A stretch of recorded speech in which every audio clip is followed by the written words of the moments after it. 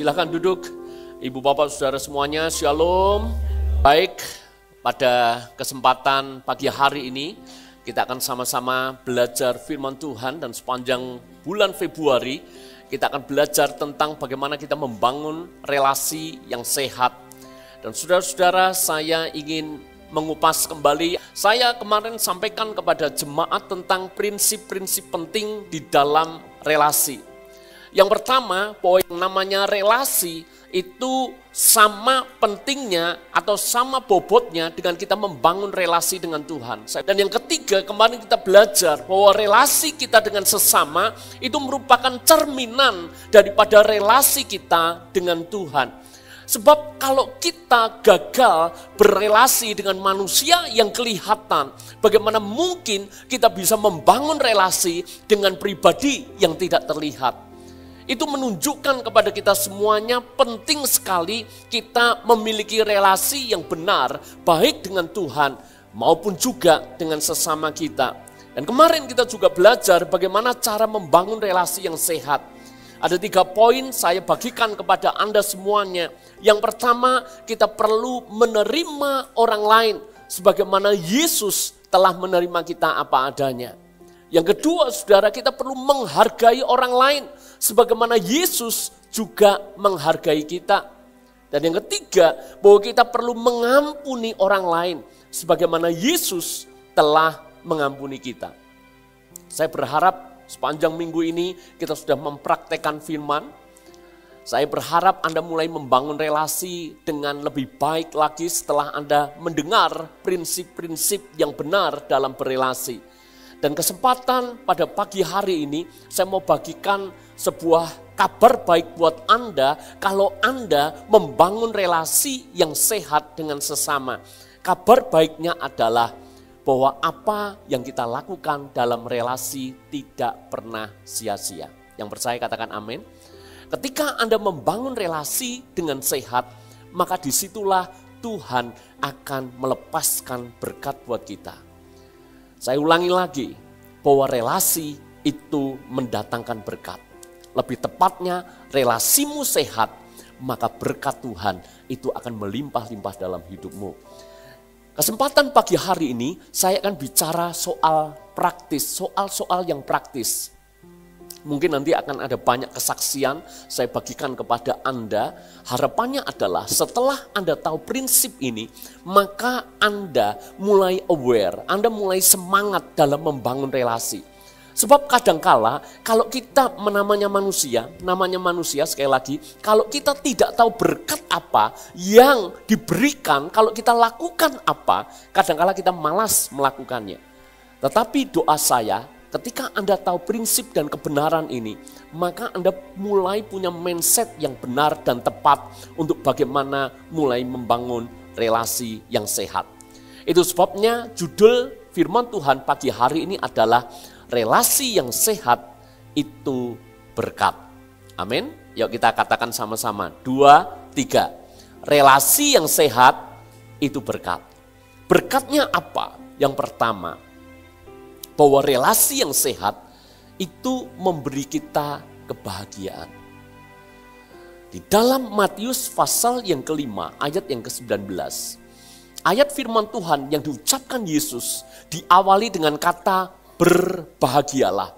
Kalau di dalam terjemahan bahasa Inggris, diberkatilah.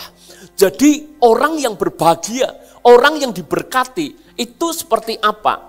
Maka Alkitab katakan seperti ini, berbahagialah orang yang membawa damai, karena mereka akan disebut anak-anak Allah. Kalau kita bicara soal orang yang membawa damai, itu artinya mereka bisa membangun relasi dengan baik, sehingga hubungan itu adalah hubungan yang indah, hubungan yang nyaman, hubungan yang memberikan damai dan sukacita. Saudara-saudara, bahwa kualitas relasi kita itu menentukan kualitas kehidupan kita. Relasimu itu menentukan kualitas kehidupanmu seperti apa. Kalau Anda punya relasi yang sehat, maka Anda akan menjadi orang yang lebih berbahagia. Saya akan tunjukkan sebuah penelitian Anda bisa cari di YouTube, itu juga ada. Saya boleh katakan bahwa ini salah satu penelitian terlama, terpanjang yang pernah dibuat oleh sebuah badan organisasi. Yang melakukan penelitian adalah Harvard Medical School. Dan penelitian ini dibuat dari sejak tahun 1940. Berarti kalau sekarang berarti sudah umurnya berapa tahun? 85 tahun. Memang tentu saja penelitiannya sudah selesai beberapa tahun yang lalu, tetapi toh itu penelitian yang cukup panjang, puluhan tahun. Kenapa penelitiannya panjang? Karena penelitian ini mau melihat kalau orang membangun relasi yang sehat, orang punya hubungan yang baik, orang punya hubungan yang intim, itu kira-kira dampaknya seperti apa? Dan yang melakukan penelitian adalah salah satu sekolah terbaik, salah satu sekolah terkeren di dunia, Harvard. Dan penelitian ini melibatkan 724 orang sebelum tahun 1940. Jadi 724 orang itu diamati. Mereka yang membangun relasi yang sehat hasilnya seperti apa, dan mereka yang membangun relasi yang kurang hasilnya seperti apa. Dan ternyata bukti penelitian ini menunjukkan orang yang bisa membangun relasi dengan sehat, maka itu berdampak yang pertama itu pada kesehatan secara fisiknya. Kalau Anda ingin lebih sehat, belajarlah membangun relasi yang sehat juga. Amin. Orang yang sakit-sakitan, maaf, tentu saja banyak kasus berbeda. Jangan Anda merasa terhakimi kalau hari ini Anda di dalam posisi sakit seolah-olah berarti Anda tidak punya relasi yang sehat. Bukan itu. Tetapi penelitian ini menunjukkan kalau kita bisa membangun relasi yang sehat, maka itu berdampak sangat besar terhadap kesehatan. Bagaimana tidak? Karena ketika kita membangun relasi, ingat manusia diciptakan sebagai makhluk sosial, sebagai makhluk yang memang suka berinteraksi. Siapa di sini suka berinteraksi? Semuanya suka, betul nggak? Kita suka ngumpul-ngumpul, kita suka makan-makan. Nggak ada acara pun kita adakan supaya kita ngumpul-ngumpul dan kita makan-makan, betul nggak? Itu menunjukkan bahwa kita suka berinteraksi. Ketika kita bisa bangun relasi dengan sehat, kita happy. Kalau kita sedang kumpul-kumpul, kita lupa dengan waktu. Betul enggak? Ya. Saya rasa saya juga harus mengakui, kalau saya sudah ketemu teman yang saya cocok, yang saya klop, padahal ngobrol itu bisa loh, 2 jam, 3 jam. Bisa. Padahal kami ini cowok. Siapa di sini cowok? Cowok ini kan manusia yang tidak banyak ngomong ya. Tapi kalau sudah ketemu dengan orang yang cocok, saudara, itu bisa ngobrolnya panjang sekali. Kemarin malam saya menghadiri sebuah resepsi. Di belakang tempat saya duduk itu teman-teman saya juga. Entah mungkin lama tidak jumpa. Itu ngobrol dari awal sampai selesai. Saya datang kurang lebih jam 6:30. Saya pulang jam 9 kurang seperempat, ngobrol terus. Bahkan termasuk ketika doa pembukaan, saudara. Di sana berdoa, saya tutup mata, ini masih ngobrol terus. Sampai istri saya singgol saya. Ya, temenmu itu apa lama enggak ketemu gitu ya. Jadi ngobrolnya panjang sekali. Kenapa dia melakukan itu? Saya tahu, suka. Dan yang namanya suka, itu memang membuat kita happy. Kalau kita happy, kita lebih sehat. Juga saudara, bahwa penelitian ini menunjukkan bahwa relasi yang sehat menunjukkan memberikan kebahagiaan yang lebih, berdampak pada kesehatan jasmani, bahkan kesehatan otak dan memori seseorang. Yang melakukan penelitian Harvard Medical School. Kalau kita punya relasi yang sehat, maka kesehatan otak mungkin tidak pikun, mungkin otaknya lebih terangsang untuk terus aktif. Lalu kemudian memori seseorang sangat dipengaruhi. Makanya kalau kita menjadi lebih tua, jangan mau kita jadi pikun sebelum waktunya. Dan supaya tidak pikun, saudara punya relasi yang sehat. Betul enggak? Kalau kita tidak punya relasi yang sehat, pikiran atau otak kita itu akan tumpul, enggak tajam. Makanya kita tidak akan pernah akhirnya punya kualitas dalam hidup kita. Nah, saya memberikan contoh seperti yang tadi firman Tuhan berkata, berbahagialah orang yang membawa damai. Punya relasi yang baik, punya relasi yang sehat, itu berbahagia. Dan yang menarik adalah ada contoh di dalam Alkitab. Anda itu tipe Abigail atau Anda itu tipe Isabel. Ini mirip Abigail, Isabel. Tapi saya rasa kalau Anda punya nama baptis, maka kemungkinan Anda akan memilih Abigail daripada Isabel. Betul enggak? Kalau bilang ini sama-sama cantik, karena Abigail Alkitab menulis cantik, tetapi juga Isabel, ini permaisuri raja, kemungkinan besar cantik. Tapi saudara, soal membangun relasi, ini bumi dan langit. Kita pertama kan belajar dulu dari Abigail. Abigail ini istrinya Nabal. Celakanya adalah Abigail yang cantik, Abigail yang lembut, Abigail yang dikatakan bijak, Alkitab menulis demikian. Ini punya suami namanya Nabal, kasar, kejam, bodoh, bahkan bebal. Bebal itu bodoh pangkat 2. Sangat-sangat bodoh artinya demikian. Satu kali Daud berada untuk menjaga peternakan Nabal.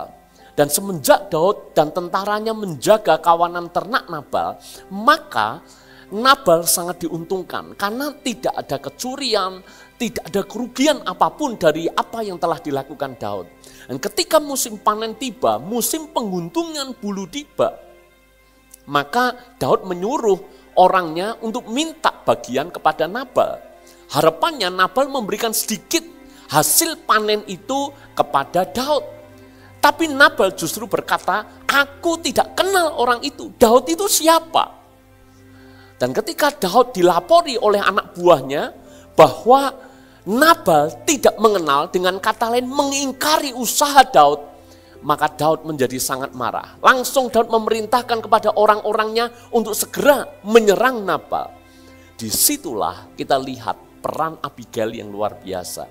Abigail tahu bahwa Daud sebentar lagi akan menyerang suaminya, usahanya, keluarganya termasuk dia. Maka yang dilakukan Abigail adalah dia mendahului. Dia buru-buru berangkat untuk jumpai Daud, membawa persembahan, lalu kemudian sujud merendahkan diri, minta kasih karunia supaya Daud tidak menyerang Nabal suaminya. Dan Daud sendiri mengakui bahwa hari ini Abigail meluputkan dia untuk bertindak hal yang salah di mata Tuhan. Karena pembalasan itu haknya Tuhan. Tapi Daud mungkin karena emosi berusaha untuk membalas. Maka tipe yang pertama, ini adalah tipe pembawa damai.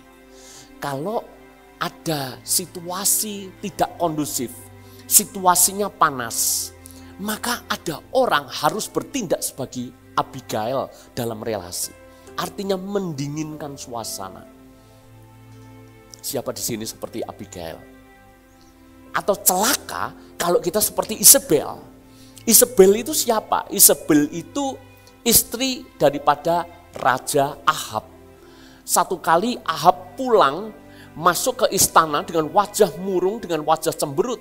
Istrinya tanya, kenapa wajahmu murung dan cemberut? Lalu kemudian Raja Ahab berkata, aku pengen kebun anggur punyanya Nabot ini. Tetapi Nabot tidak mau menjualnya kepadaku. Isabel langsung berkata apa? Udah tenang, ini saya bahasakan sehari-hari ya. Tenang, udah aku akan buat semuanya beres, keinginanmu terwujud. Yang dilakukan Isabel apa? Dia fitnah Nabot. Lalu kemudian setelah itu dia buat supaya Nabot dihukum dan dibunuh. Setelah Nabot dihukum, dibunuh, maka Isabel akhirnya mengambil kebun anggur itu dan memberikannya kepada Raja Ahab. Anda tipe yang mana?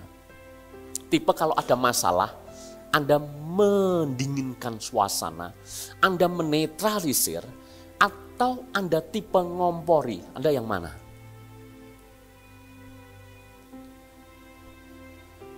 Mertua di sini, halo? Kalau Anda tahu anakmu sedang bermasalah dengan suaminya atau dengan istrinya, Anda mertua, apa yang Anda lakukan? Mendinginkan? Sudahlah. Tenang dulu. Sabar dulu. Ini Abigail. Atau jadi Isabel. Bojomu. Aku dhisik wis ngomong. Memang bojomu gitu. Wis lah. Tak atore lah. Nah, kalau sudah mertua bertindak, saudara, hati-hati, ini bahaya sekali. Ayo di sini mertua ada yang seperti itu, bertobat. Ayo kita ini harus membawa damai, bukan menyulut pertengkaran. Kalau Anda lihat dalam sebuah komunitas, dalam sebuah persahabatan, Anda tahu bahwa temanmu ini sedang ada masalah. Anda lakuin apa? Mendamaikan atau ngompori, saudara? Hah? Apakah kita justru kasih bumbu? Saya heran orang Indonesia itu. Mie instan itu kan bumbunya sudah banyak ya. Tapi rasanya masih kurang ya. Siapa suka masih tambahkan ini dan itu? Hah? Supaya mantap gitu. Ini tipe-tipe Isabel. Kalau ada masalah bukannya mendamaikan, malah kasih bumbu. Supaya tambah hot, tambah panas. Geger, saudara. Anda tipe yang mana? Kalau ada punya masalah, kita pro sana pro sini. Lalu kemudian kita mulai, ini bahasanya itu, kalau saya dulu waktu kecil karena tinggal di kampung, itu ada musimnya namanya adu jangkrik. Siapa punya pengalaman seperti saya? Adu jangkrik, supaya jangkrik bertarung, itu ada yang namanya kili. You know kili? Nah ini manggut-manggut itu artinya kita pernah punya pengalaman yang sama. Maka biasanya ya namanya anak kecil ya, enggak tahu itu dosa apa enggak ya. Jadi kayak tempat kaca seperti itu ada pembatasnya. Lah ini jangkrik yang satu ini setelah dijantur-jantur, you know dijantur. Jadi ininya apa? Apa ya saya bilang apa ya? Ya sungutnya atau apalah ya, itu memang jangkrik dibuat kayak setengah fly gitu loh ya. Setelah itu dikili-kili, dan setelah dikili-kili itu kayak ditantang gitu loh. Maka jangkriknya marah, jangkrik yang sini juga dikili-kili. Setelah sama-sama marah, pembatasnya diambil. Jahat enggak? Nah, Anda dan saya itu jahat sekali gitu. Yang kayak gini bukan Abigail pasti. Isabel ini membuat panas, membuat musuh bermusuhan. Ayo saudara, kalau mau happy, jadilah pembawa damai. Amin. Ada masalah dinetralisir ya. Anak-anak jangan suka ngompori. Ngompori mamanya, ngompori papanya, jangan. Jemaat, kalau ada masalah, ayo jadi pembawa damai. Jangan ngompori, amin. Dalam komunitas, ayo jadi pembawa damai. Yang kedua saudara, berkatnya apa? Yang kedua, bahwa relasi itu akan membentuk karakter kita semakin serupa dengan Kristus. Amsal 27 ayat yang ke-17 berkata, besi menajamkan besi, orang menajamkan sesamanya. Pertanyaan saya sederhana, Anda mau tajam atau tumpul? Kecuali perkataan dan kecuali lidah, kita mau tajam, amin. Sebab sesuatu yang tumpul tidak akan dihargai. Anda punya pisau tumpul, nggak ada guananya. Anda kalau mau punya pisau, Itu tajam. Itu alasan kenapa satu pisau harganya cuma ribuan atau belasan ribu, tapi satu pisau itu harganya bisa jutaan.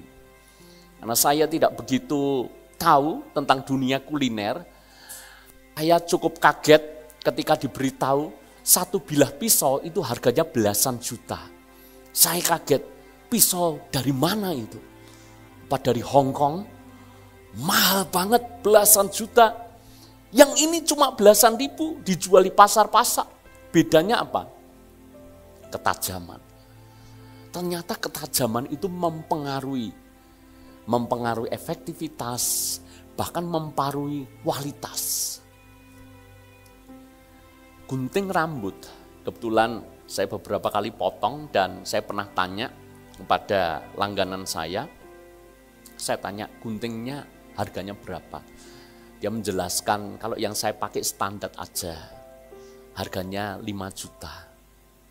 Jadi gunting kok harganya 5 juta. Siapa mau saya pesankan mungkin? Gunting loh. Ya, kita beli puluhan ribu banyak ya. Bahkan made in China itu puluhan ribu bisa dapat satu losen gitu. Itu gunting. Tapi yang ini kenapa satu gunting harganya 5 juta? Yang bedain apa? Ketajaman. Maka ketajaman itu selalu dihargai mahal. Membuat efisien, membuat efektif, membuat tepat, membuat cepat. Kalau Anda ingin hidupmu tajam, pemikiranmu tajam, karaktermu baik, karaktermu kuat, karaktermu semakin dipertajam, maka kita perlu belajar untuk membangun relasi dengan sehat.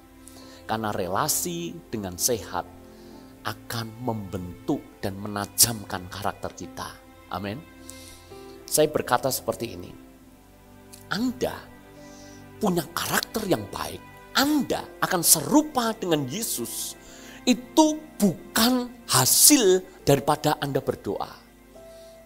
Saya ulangi lagi supaya Anda tidak salah paham. Berdoa itu baik, berdoa itu harus. Tapi kalau Anda minta sabar, bukan berarti Anda berdoa, Anda jadi orang sabar. Kalau Anda ingin punya kasih, bukan berarti Anda berdoa, Anda ibadah, lalu Anda jadi orang yang punya kasih. Bukan seperti itu cara mainnya. Karena Alkitab sudah menulis di dalam Amsal tadi, besi menajamkan besi, orang menajamkan sesamanya. Jadi Anda akan menjadi pribadi yang serupa dengan Kristus. Anda akan menjadi pribadi yang lebih mirip dengan Yesus kalau Anda mulai membangun relasi dengan orang lain. Buah-buah roh itu muncul ketika Anda membangun relasi dengan orang lain. Saya berikan beberapa contoh. Kasihmu akan muncul kapan? Bukan ketika Anda doa. Buah roh kasih itu akan muncul ketika ada orang melukaimu. Ketika ada orang menyakitimu. Ketika ada orang mengecewakanmu. Dan Anda belajar taat untuk mengasihi. Kasih itu muncul. Multimedia bisa bantu saya. Kasih akan muncul ketika Anda ketemu dengan orang-orang yang perlu Anda tolong. Anda tidak bisa di rumah sendirian, gak kemana-mana, gak pernah ketemu orang, tiba-tiba langsung kita punya kasih. Enggak, saudara. Kasih itu muncul ketika kita berelasi dengan orang, termasuk ketika orang itu menyakitkan kita. Ketika orang itu melukai kita, mengecewakan kita. Justru kasih itu akan muncul. Saya berikan beberapa contoh. Kesabaran itu akan muncul kapan? Ketika di sekelilingmu ada orang-orang sulit. Dan kabar baiknya, quote on quote, selalu ada orang-orang sulit di sekeliling kita. Betul atau betul? Yang betul katakan amin. Dan kabar buruknya, jangan-jangan kitalah orang sulitnya. Saya heran tuh, di komunitas manapun selalu ada orang aneh, selalu ada orang antik, selalu ada orang sulit, selalu ada orang yang rewel. Hal ini dipermasalahkan, hal itu dipermasalahkan, semuanya dipermasalahkan. Padahal kemarin kita belajar, jadi orang itu cincailah.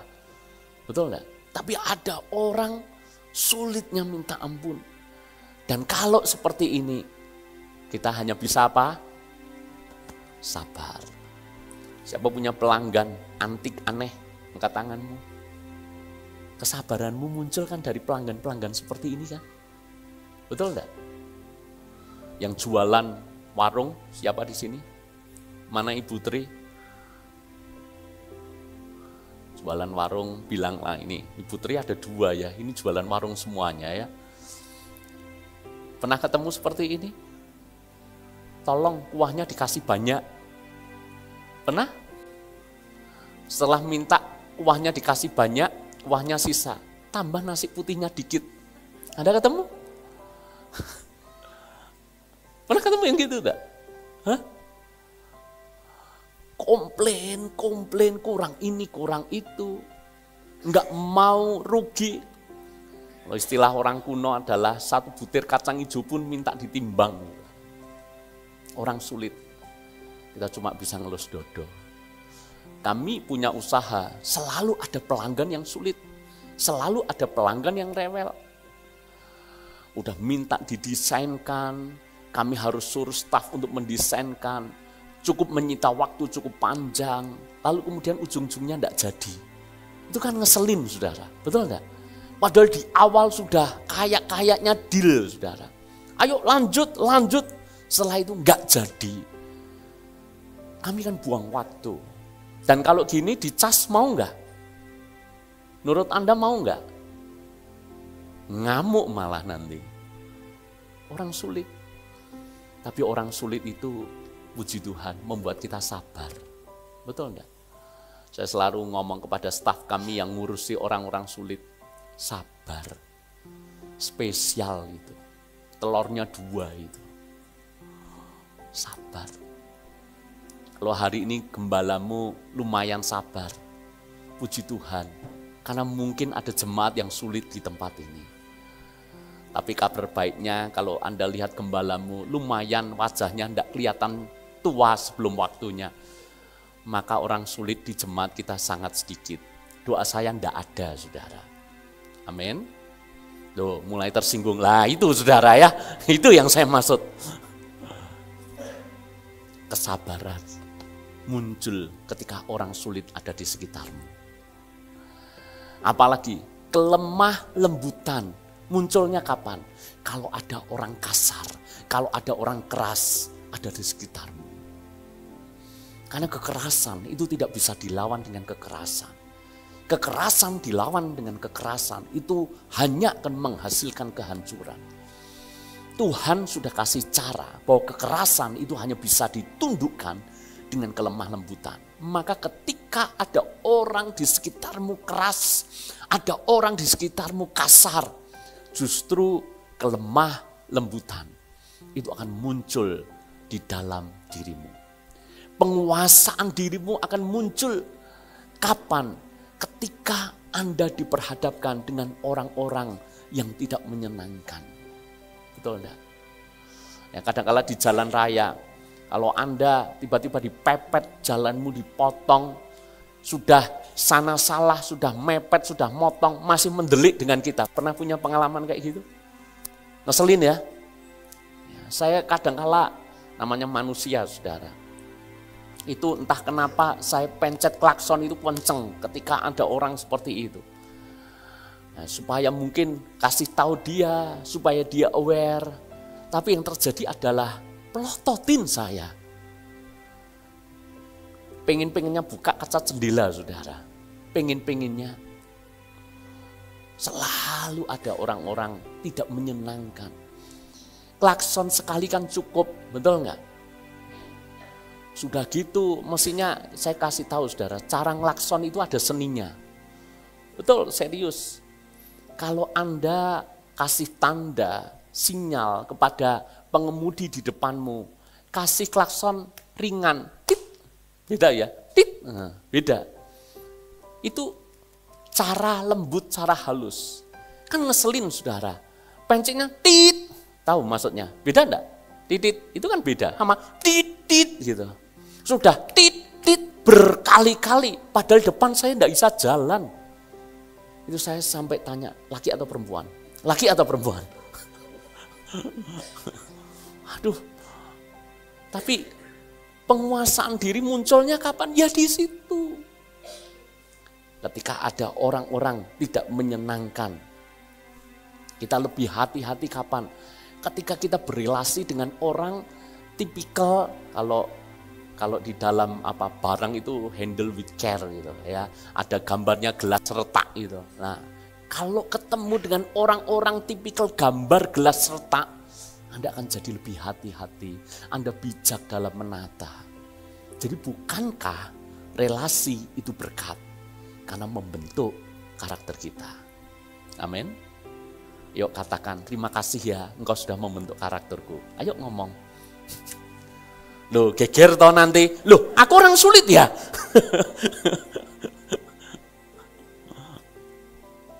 Amin. Ya, berterima kasihlah. Kasih kita muncul ketika ada orang melukai. Kesabaranmu muncul ketika ada orang rewel. Penguasaan dirimu muncul ketika orang-orang tidak menyenangkan ada. Yang ketiga, yang terakhir. Yang ketiga berkatnya adalah bahwa relasi akan membuka pintu-pintu berkat. Amin. Amsal 11 ayat yang ke-25. Siapa banyak memberi berkat, diberi kelimpahan. Siapa memberi minum, ia sendiri akan diberi minum. Siapa menahan gandum, ia dikutuki orang. Tetapi berkat turun di atas kepala orang yang menjual gandum. Ini bicara soal relasi secara tersirat. Jadi kalau orang membangun jembatan dengan baik, sukanya memberi berkat, membangun relasi yang indah, maka Alkitab menulis dia sendiri diberikan kelimpahan. Kalau kita suka memberi minum, maka saudara, pada waktunya kita sendiri akan diberi minum. Tapi coba Anda jadi orang pelit, Anda jadi orang menahan gandum. Artinya ini haknya orang, tapi kita mau coba ambil keuntungan lebih. Maka Alkitab menulis dia dikutuki orang, tapi berkat turun atas kepala orang yang menjual gandum. Perhatikan saya mau bilang hal yang penting. Cara Tuhan berkati itu bukan langsung turun dari langit, lalu kemudian langsung kita dapat duit. Bukan gitu caranya. Dengar saya, cara Tuhan memberkatimu mayoritas selalu lewat orang-orang yang ada di sekitar kita. Menurut saya hanya Nabi Elia yang dikirimi makanan oleh burung gagak. Sepanjang saya hidup, sepanjang Anda hidup, pernahkah burung gagak mengirimi Anda makanan? Tidak. Kalau begitu, bagaimana cara kita dipelihara dan diberkati Tuhan? Bangun relasimu dengan baik, dengan orang-orang di sekitarmu, karena disitulah banyak pintu berkat akan dibukakan kepadamu. Saya berikan beberapa contoh, saudara. Sekali lagi, kalau saya mengambil contoh pribadi, karena mungkin lebih relate, karena saya ngalami. Sekali lagi, tolong jangan disalah tafsirkan bahwa saya hendak menyombongkan sesuatu. Saya harap Anda dewasa. Kalau saya cerita, saya hanya ingin berbagi pengalaman hidup. Harapannya adalah Anda terinspirasi, dan ketika Anda melakukan, Anda bisa ngalami. Menurut saya, networking, relasi, itu bahkan lebih penting daripada apapun. Tidak jaminan Anda jadi orang pintar, mesti Anda sukses. Tidak jaminan Anda punya ijazah yang tinggi, mesti karirmu bagus. Menurut saya justru, kalau Anda jadi orang bisa bawa diri, Anda punya relasi yang baik, punya relasi yang sehat, Anda jadi orang yang menyenangkan, maka saudara, Anda punya kemungkinan berhasil jauh lebih besar, bahkan dibandingkan dengan orang pintar, orang yang punya ijazah tinggi. Yuk anak-anak youth, dengar saya baik-baik. Penting ini. Karena generasi milenial itu mikirnya kalau sekolah saya tinggi, kalau nilai saya bagus, mesti saya sukses. Saya beritahu, keberhasilanmu membangun hubungan itu bahkan lebih penting daripada nilaimu dan ijazahmu. Titik balik dalam hidup saya, kalau saya bicara soal keuangan, kalau saya bicara soal bisnis, itu ketika saya ditemukan dengan orang-orang yang memberikan kontribusi penting dalam hidup saya. Pertanyaannya adalah, bagaimana orang-orang ini mau menolong saya, mau berkontribusi dalam hidup saya. Saya masih ingat, karena saya ini lulusan sekolah teologi ya. Saya beritahu, di sekolah teologi saya tidak diajar bagaimana menghitung HPP, harga pokok produksi. Saya tidak diajar bagaimana cara membuat laporan pajak. Saya tidak diajar bagaimana seni marketing. Enggak diajar demikian. Tanya Pak Doni, tanya Pak Fani. Kita dulu diajar apa? Bahasa Ibrani, bahasa Yunani, tafsir Alkitab, itu aja. Lalu kemudian saya masuk dalam dunia usaha. Bagaimana saya bisa? Bukan karena saya bisa, bukan karena saya dapat wangsit, tapi karena ada orang mau mentori saya. Orang ini, dia memang profesinya sebagai konsultan bisnis. Saya sebut namanya Pak Purnomo Agus. Dia bekas GM di sebuah perusahaan yang cukup besar. Dan sampai hari ini menjadi profesi utama dia. Dia dibayar sangat mahal untuk hal itu. Tapi sampai hari ini, secara tidak langsung dia mentori saya dalam hal bisnis, itu gratis. Paling banter saya traktir Indomie, saudara. Gratis, benar-benar gratis. Saudara-saudara, kenapa itu bisa? Karena puji Tuhan, dari sejak kami kenal, kami bangun relasi dengan baik. Kami bangun relasi bukan hanya minta, bukan saya dapatnya apa, tapi saya juga belajar untuk bisa beri apa, beri support apa. Itu namanya membangun relasi. Istri saya sampai hari ini, kalau ada yang perlu ditanyakan soal pajak, dia selalu kontak untuk kepala bagian pajak di perusahaan di mana dia dulu pernah bekerja, perusahaan yang cukup besar. Diajari, bahkan pernah beberapa kali saya dan istri datang ke rumahnya, dikasih privat les gratis, saudara, bagaimana mengatur pajak dan seterusnya. Bahkan istri saya sudah keluar dari pekerjaan sudah belasan tahun yang lalu. Tapi sampai hari ini dia tetap care dengan kami. Kenapa? Karena ada relasi yang sehat yang kami bangun. Amin.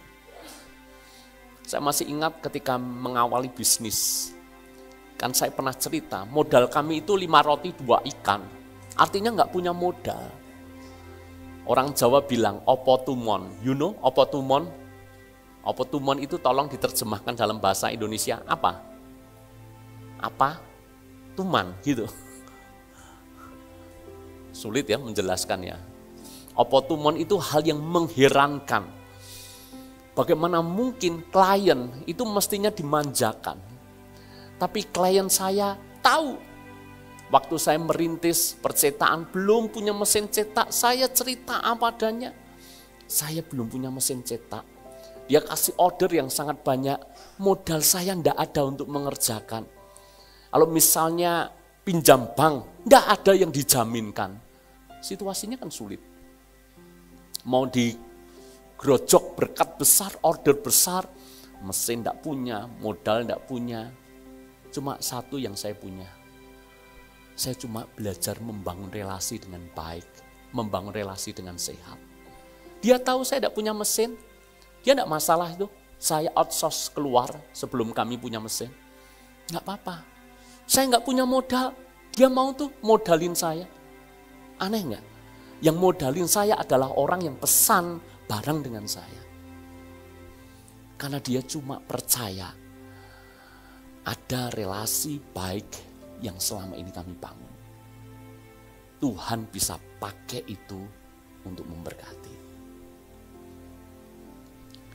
Saya bersyukur ketika menggembalakan jemaat di tempat ini, saya ingat mungkin mayoritas, sebagian besar orang-orang yang berjemaat di tempat ini, itu kebanyakan orang yang lebih dulu kenal dengan saya dan membangun relasi dengan saya.